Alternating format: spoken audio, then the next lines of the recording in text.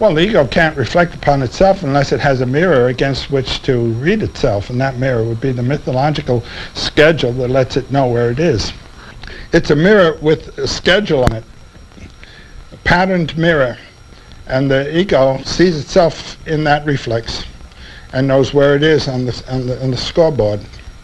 Just for example, a person who at the age of 40 is wondering whether he's going to be punished by mother hasn't moved on.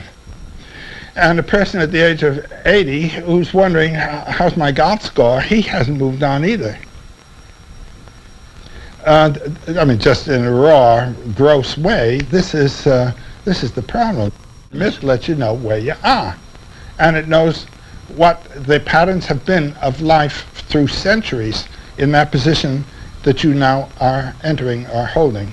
He should see himself, the 40-year-old now should see himself as a free, willing, independent, self-responsible human being.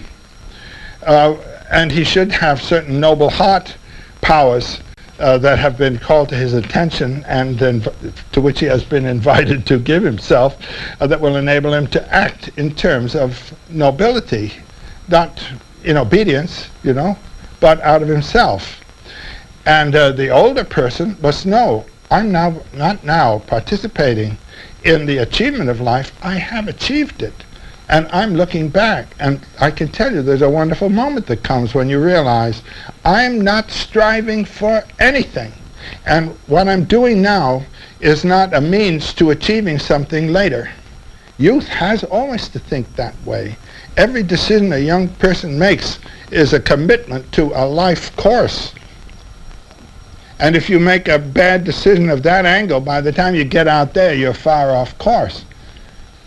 But after a certain age, there's no future.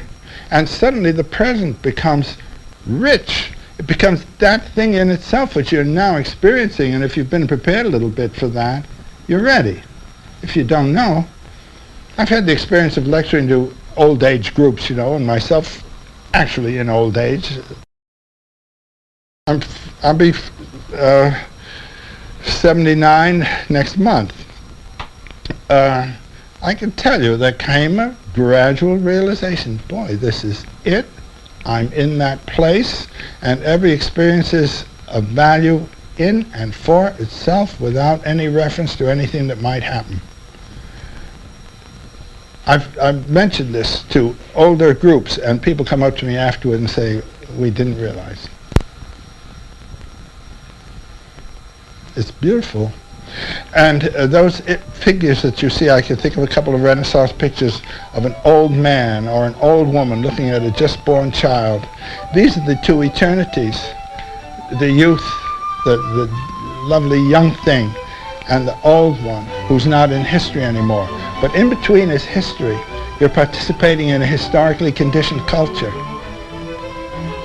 And part of the role of myth is to relate that historical conditioning to what the old man and the child present across the ages of life.